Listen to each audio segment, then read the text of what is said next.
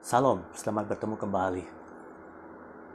Hari ini renungan kita saya ambilkan dari kitab Yohanes pasal 6 ayat 1 sampai 15 yang mengisahkan tentang Yesus memberi makan 5.000 orang.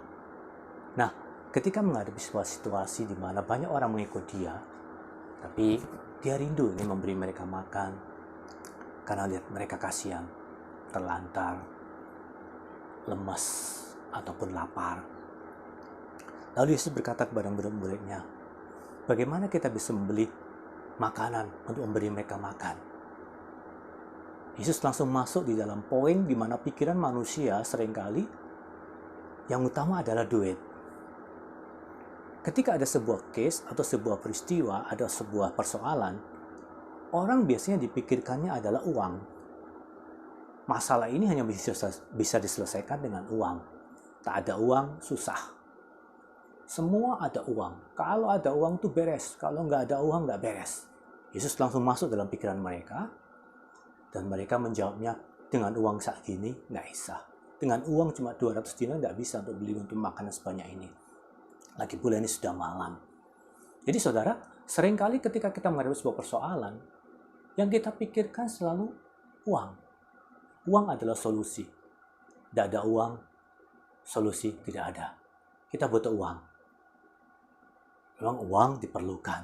Tapi ternyata dalam bacaan selanjutnya ditunjukkan bahwa uang tidak selalu merupakan sebuah jawaban ketika menghadapi sebuah persoalan. Lalu murid yang lain, Andreas, dia berkata, ini ada 5 roti dan 2 ekor ikan. Dia menunjukkan apa yang ada pada saat itu. Dia memberikan sebuah pengertian bahwa ini loh yang ada. Mungkin nilai daripada 5 roti dan 2 ikan tadi kalah besar dengan 200 dinar. Saya nggak tahu karena ukuran ikannya sama rotinya nggak dijelaskan. Tapi saya yakin 200 dinar lebih banyak daripada jumlah 5 roti dan 2 ekor ikan.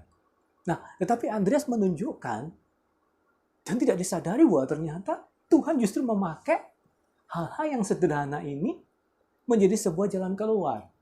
Nah, seringkali orang berpikir yang jauh, yang muluk-muluk, yang padahal sebenarnya solusinya ada di depan mata. Orang selalu berpikir, wah kalau aku mau jadi seorang pengusaha, kalau aku mau jadi seorang yang sukses, kalau aku punya modal yang banyak, aku bisa. Orang selalu berpikir, oh aku bisa menduduki jabatan sana, kalau aku posisi sekolahku tinggi.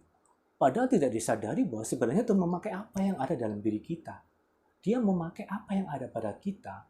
Itu dekat sekali dan seringkali tanpa kita sadari, itu bisa dipakai oleh Tuhan. Akhirnya Tuhan berkata, ya aku suka apa yang kau tunjukkan kepada aku. Bawa kemari sesuatu yang kamu pandang remeh itu. Mana? Serahkan kepada aku. Akhirnya Yesus menyuruh mereka duduk. Lalu Yesus mengucap syukur. Dalam bacaan di Injil yang lain dikatakan mengucapkan berkat. Tapi dalam Yohanes dikatakan mengucap syukur. Nah saudara, tapi ketika kita menghadapi sebuah situasi, lalu Yesus mengatur mereka. Kelompoklah kamu, ngumpul beberapa orang. Dan mereka mengikuti. Kita kalau mengikuti Kristus, pasti ada mujizat. Tapi kalau tidak mengikuti, walaupun pada saat itu uangnya akeh, uangnya banyak, ataupun mungkin pada saat itu rotinya banyak, atau ikannya banyak, cuma kurang sedikit saja.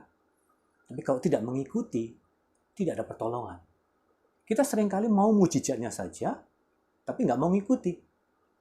Itu kelemahan manusia. Aku mau enaknya saja, susahnya aku nggak mau. Aku mau solusinya, tapi nuruti cara kamu memberikan saran kepadaku untuk sebuah solusi itu, aku nggak mau. Nah ini manusia yang seringkali salah. Ketika kita datang kepada Yesus dan kita minta pertolongan dia, ya otomatis mestinya kita juga harus mau mengikuti caranya dia. Walaupun caranya itu mungkin kelihatan agak aneh. Ngapain sih ngumpul-ngumpul ini? Kayak mau main kuis aja, kalau mau main sebuah teka-teki aja. Nah, tapi dia mengikuti, mereka mengikuti. Kemudian Kristus mengambil roti itu, dia mengucap syukur, memecah-mecahkannya, dan membagi-bagikannya. Mereka mengikuti. Tapi saudara melihat bagaimana cara Kristus menyelesaikan persoalan. Dia mengucap syukur. Dia mengucapkan berkat.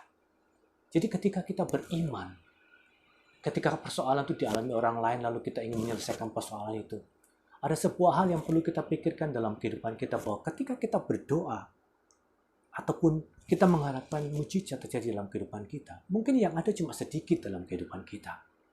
Tetapi ketika apa yang ada yang sedikit itu, kita angkat kepada Tuhan, kita mengucap syukur, kita mengucapkan berkat.